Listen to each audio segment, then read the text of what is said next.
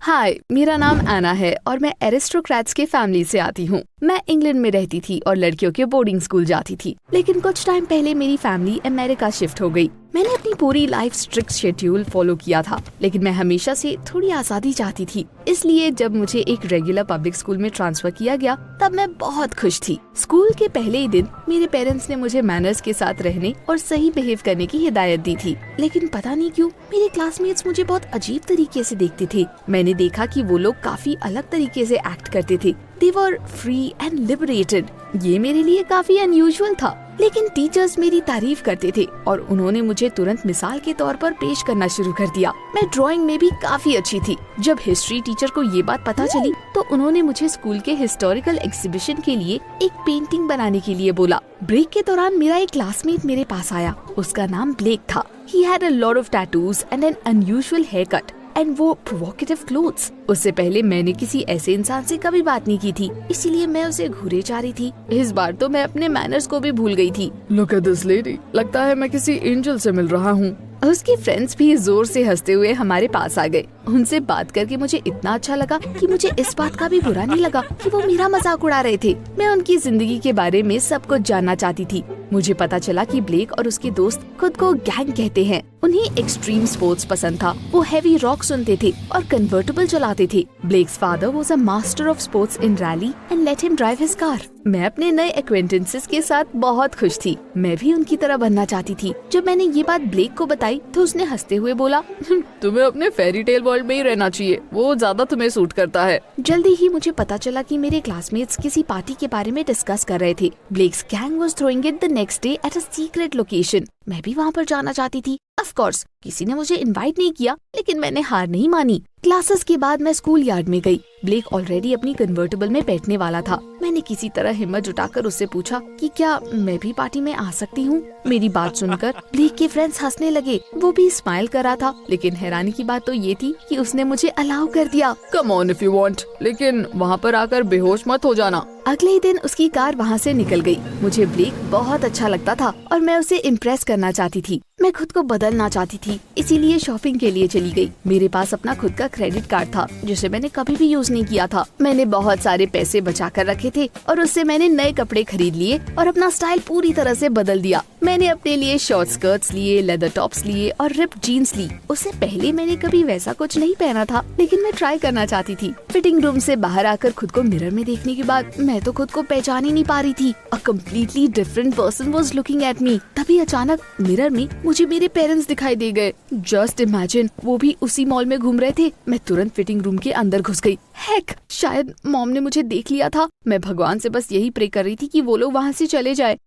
उनके जाने के बाद मैंने कपड़ों के पैसे दिए और कुछ टेम्पररी टैटूज ले लिए। मेरे अंदर असली टैटूज बनाने की हिम्मत नहीं थी, लेकिन टेम्पररी टैटूज में कोई हर्ज नहीं था, है ना। घर पर मॉम ने मुझे बताया कि मॉल में उन्हें एक लड़की दिखी जो बिल्कुल मेरी तरह लग रही थी, लेकिन उसने बहुत ही बेकार कपड़े पहने हुए थे। The young people are just too wild, you know. Phew, that was close. मैं तुरंत अपने रूम में आ गई और चारों तरफ देखने लगी। ये कितना बोरिंग था। मुझे खासकर अपने चारों तरफ पिंक कलर देखकर गुस्सा आता था। ब्लेक ने एक चीज बिल्कुल भी सही नहीं कही थी। Fairy tale world did not suit me. मैं अब उसमें और नहीं रहना चाहती थी। मैं सोने जाने वाली थी कि तभी मुझे अपने टीचर की रिक्वेस्ट याद आई। So I had to choose what to draw and then work on the painting till late night. सुबह सुबह मैं अपने नॉर्मल कपड़ों में लिविंग रूम में आ गई और अपने पेरेंट्स के साथ ब्रेकफास्ट किया। डैड ने मुझे स्कूल छोड़ने के लिए कहा, लेकिन मैंने उनसे झूठ बोल दिया कि मैं वहाँ पर चलकर जाना चाहती हूँ। मैंने अपने पेरेंट्स के जाने का वेट किया और फिर अपने नए कपड़े पहन लिए। मैंने अपने टेम्पररी टैटूज भी लगा लिए थे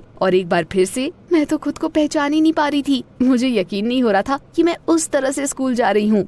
And you know what? I really went for it. मेरे सारे क्लासमेट्स मुझे हैरानी से देख रहे थे। सबसे इम्पोर्टेंट बात ये थी कि ब्लेक ने भी मेरा नया लुक नोटिस किया। वैसे टीचर्स ने भी उसे नोटिस किया, लेकिन मैंने बस अपना लुक चेंज किया था। मैं अभी भी पढ़ने में अच्छी थी और सबके साथ पोलाइट थी, इसीलिए टीचर्स ने मुझे डांटा नहीं। हिस्ट्री की क्लास में मैंने अपनी पेंटिंग टीचर को दिखाई। वो बहुत खुश थे और उन्होंने कुछ ऐसी चीजों को पॉइंट आउट किया जिन्हें मैं इम्प्रूव कर सकती थी। तुम्हें विजिटर्स को इस हिस्टोरिक इवेंट के बारे में बताना होगा। A museum director Mister Collins is coming to our school. हमें उन्हें इम्प्रेस करना है। मैंने प्रॉमिस किया कि मैं उन्हें निराश नहीं करूंगी। शाम को मुझे फ्रेंच कोर्स के लिए जाना था, लेकिन मैंने टीचर को कॉल करके बोल दिया कि मेरी तबीयत ठीक नहीं है। I had better plans. After all मुझे ब्लेक की पार्टी में जो जाना था, उसके गैंग का सीक्रेट प्लेस एक खाली बिल्डिंग की छत थी। आप सोच भी नहीं सकते कि वो कितना कूल था। उन्होंने हर जगह पिलोस बिछा रखे थे, प्लैंक से एक बार बनाया हुआ था और बीच में एक छोटी सी आग जल रही थी। ब्लेक ने रॉक म्यूजिक ऑन कर दिया, सब मस्ती कर रहे थे, सॉसेजेस फ्राई कर रहे थे और फास्ट फूड खा रहे थे। मैंने वैसा कुछ पहले कभी टेस्ट तो नहीं किया था, लेकिन वो मुझे बहुत अच्छा लगा। सब कुछ मेरे लिए नया और अनजाना था। I realised I did not want to stop at changing my clothes. मैं और आगे बढ़ना चाहती थी। मैंने डांस करना शुरू कर दिया और धीरे धीरे रिलैक्स्ड होने लगी। उसके बाद मैं ब्लेक के बगल में जाकर बैठ गई और हमने खूब सारी बातें की। उसने कहा कि मुझे कुछ रिबेलियस करना चाहिए। तुम वो पेंटिंग जला दो जो तुमने कल एग्जीबिशन के लिए बनाई थी। व्हाट? मैं वैसा कुछ करने के बारे में सोच भी नहीं सकती थी। एक्चुअली वो थोड़ा बहुत ज्यादा हो जाएगा। कुछ रूल्स नहीं तोड़ने चाहिए। मेरी गैंग का एक ही रूल है कि यहाँ पर कोई रूल नहीं है। मैं उसे इम्प्रेस करना चाहती थी और सच कहूँ तो इतने सारे स्टूपिड रूल से मैं तंग भी आ गई थी। इसलिए मैंने उसकी बात मानने का फैसला कर लिया। आपको यकीन नहीं होगा कि मैंने वो पेंटिंग एक्चुअली जला दी। सारे लोग तुरंत मेरे लिए सीटियाँ और तालियां बजाने लगे। उस दिन मैं देर से घर आई। मैंने यार्ड में अपने कपड़े बदल लिए। उसके बाद मैं अंदर चली गई। मॉम तुरंत मेरे ऊपर टूट पड़ी और पूछने लगी कि मैं इतने टाइम तक कहाँ पर थी। मुझे उनसे झूठ बोलना पड़ा और उस वक्त मेरे दिमाग में जो आया मैंने वो बोल दिया, यही कि मैं अपनी नई फ्रेंड के साथ थिएटर गई थी। मॉम हैरान हो गई। थिएटर गई थी? वाओ, तुम्हारे डैड और मैं भी वहीं पर थे। तुम्हें परफॉर्मेंस कैसी लगी? मैं किसी तरह उनको झूठ बोलने में कामयाब हो गई। उसके बाद अचानक मॉम ने मुझे सूंघना शुरू कर दिया और कहा कि मैं स्मोक की तरह स्मेल कर रही हूँ। शायद वो स्मेल स्ट्रीट से आ रही है। पड़ोस में वो लोग बारबेक्यू बना रहे हैं ना। I was full of adrenaline. मैंने पहले कभी अपने पेरेंट्स से इस तरह का झूठ बोला ही नहीं था। अगले दिन हिस्ट्री टीचर ने मुझे मेरी फिनिश्ड पेंटिंग दिखाने के लिए बोला। मुझे थोड़ा अजीब लगा, पर मैंने उनसे झूठ बोल दिया कि वो पेंटिंग गलती से खराब हो गई।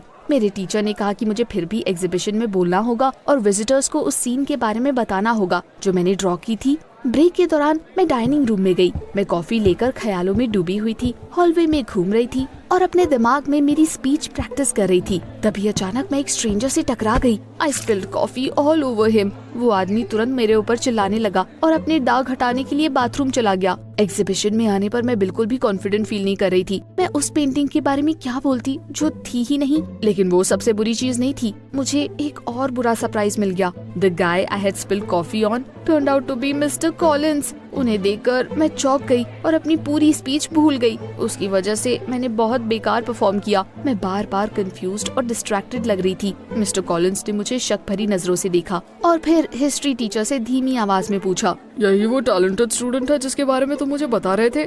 एक तरफ मैं इन सारी चीजों की वजह से परेशान थी, वहीं दूसरी तरफ मुझे इस बात की खुशी थी कि कम से कम लाइफ में एक बार तो मैं परफेक्ट नहीं थी। क्लासेस के तुरंत बाद मेरा फ्रेंच कोर्स शुरू होने वाला था। मैं वहाँ पर जाने वाली थी, लेकिन मुझे स्कूल में ही देर हो गई। सड़क पर चलते वक्त अचानक एक कन्वर्टेबल मेरे बगल में आकर रुक गई। ब्लेक ने मुझे अपने साथ चलने के लिए बोला। I agreed and it was amazing. Blake अपनी कार भी वैसे ही चलाता था जैसे वो जीता था। उसे रूल्स की कोई परवाह नहीं थी। He cut off other cars and drove around the city at a crazy speed. इसी बीच हमें अपने सामने रेड ट्रैफिक की लाइट दिखाई दी। ब्लेक ने ब्रेक तो लगाया था, लेकिन फिर भी उसकी गाड़ी रुक नहीं पाई। उसकी कन्वर्टेबल हमारे सामने वाली गाड़ी से टकरा गई। उसका इम्पैक्ट इतना स्ट्रॉन्ग तो नहीं था, लेकिन फिर भी उस पर खरोंचे पड़ गई। शायद उस दिन मेरी किस्मत ही खराब थी, क्योंकि उस कार का ड्राइवर कोई और नहीं बल्कि मिस्टर कॉलिंस थे। मुझे देखते ही वो गुस्से से लाल हो गए और दांत पीसते हुए बोला, इट्स यू अगेन। उन्होंने ब्लेक से आर्ग्यू करना शुरू कर दिया।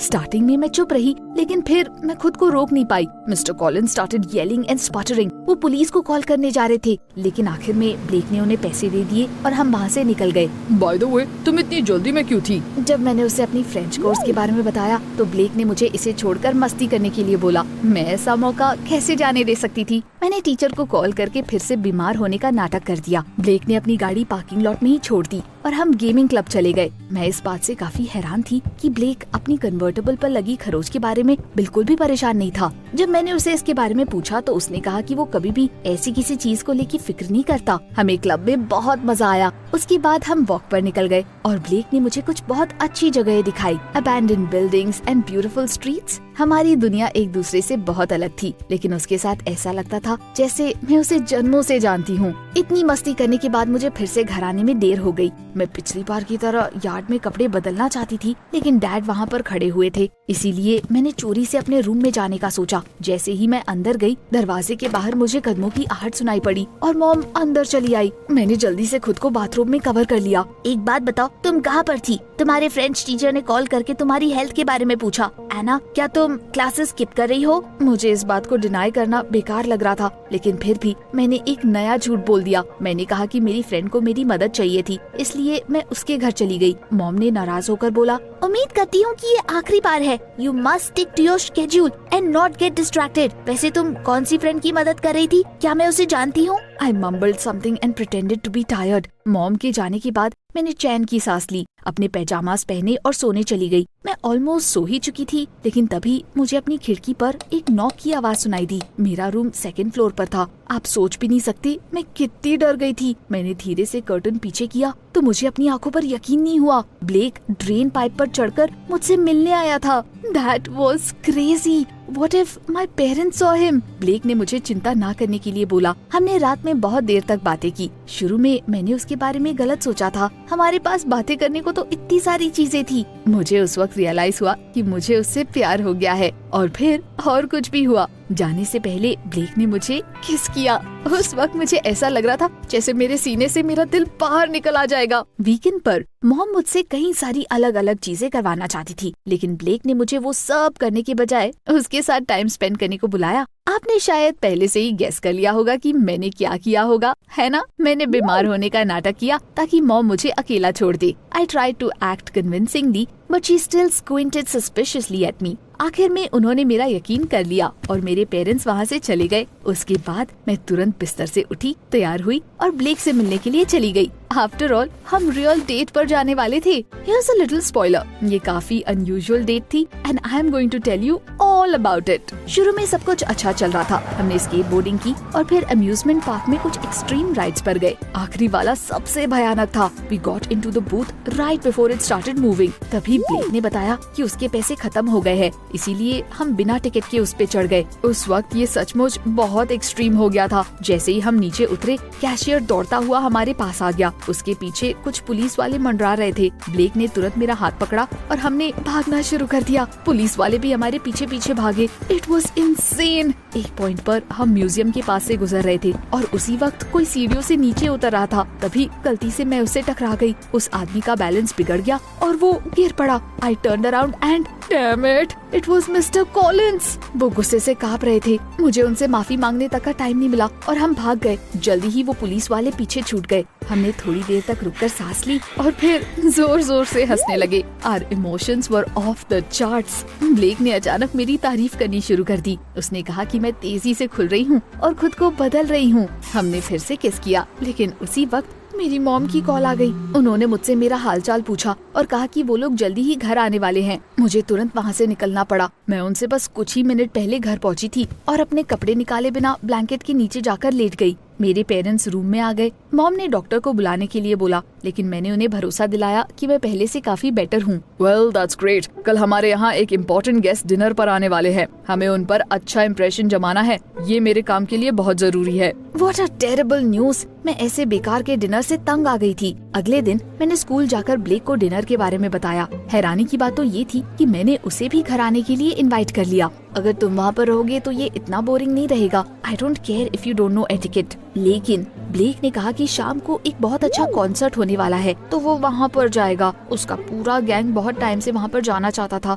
ब्लेक ने मेरे लिए भी एक टिकट खरीद ली थी। It sounded so cool, but I really couldn't go. मैं अपने डैड को मुसीबत में नहीं डालना चाहती थी। जाहिर तौर पर इसकी वजह से शाम को मेरा मूड बिल्कुल भी अच्छा नहीं था। मैंने वो ड्रेस पहन ली जो मॉम ने मेरे लिए चूज की थी। मेरे पेरेंट्स ने मुझे याद दिलाया कि मुझे एक परफेक्ट लेडी की तरह एक्ट करना है। जल्दी ही शहर में एक आर्किटेक्चरल मॉन्यूमेंट रिस्टोर किया जाने वाला था। डैड को उम्मीद थी कि उसका काम उनकी कंपनी को मिल जाएगा। We were sitting at the table when the doorbell rang. मेरे पेरेंट्स दरवाजे पर गए जबकि मैं लिविंग रूम में ही थी। जैसे ही वो गेस्ट को लेकर अंदर आए, मैं चौंक गई। वो गेस्ट कोई और नहीं बल्कि मिस्टर कॉलिंस थे। मैं बिल्कुल अलग दिख रही थी, इसीलिए शुरू में वो मुझे पहचान नहीं पाए, लेकिन टेबल पर बैठने के बाद उन्हें समझ आ गया कि मैं कौन हूँ और उन्होंने चौंक कर बोला, इट्स यू अगेन। मेरे पेरेंट्स कंफ्यूज थे। उन्होंने पूछा कि ये सब क्या चल रहा है। मैं किसी चमत्कार की उम्मीद कर रही थी, लेकिन मेरी किस्मत ने मेरा साथ नहीं दिया। मिस्टर कॉलिंस ने उन्हें सब कुछ बता दिया। My failed presentation,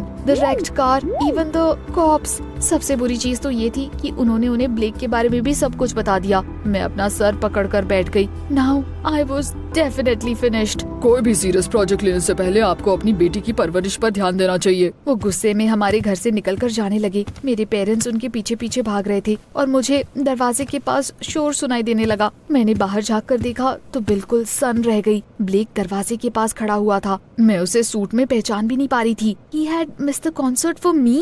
mister Collins गुस्से से आग बबूला हो रहे थे। वो ये बोलकर वहाँ से चले गए कि डैड को वो प्रोजेक्ट कभी नहीं मिलेगा। मेरे पेरेंट्स को समझ आ गया कि ब्लेक ही वो लड़का है जिसके बारे में मिस्टर कॉलिंस बात कर रहे थे। So this is your friend, हाँ? मॉम को समझ आ गया कि उस दिन मॉल में उन्होंने मुझे ही देखा था। मैंने उन्हें पहले कभी इतने गुस्से में नहीं देखा। She told Blake to get out and leave me alone at once। लेकिन उसने मुझे हैरान कर दिया। उसने पोलाइटली मेरे पेरेंट्स को शांत किया, उनसे बातचीत की और बिल्कुल जेंटलमैन की तरह पेश आ रहा था। मुझे अपने कानों पर यकीन नहीं हो रहा था। उसके बाद मुझसे रहा नहीं गया और मैंने उस कूल लड़के पर अपनी सारी भड़ास निकाल दी।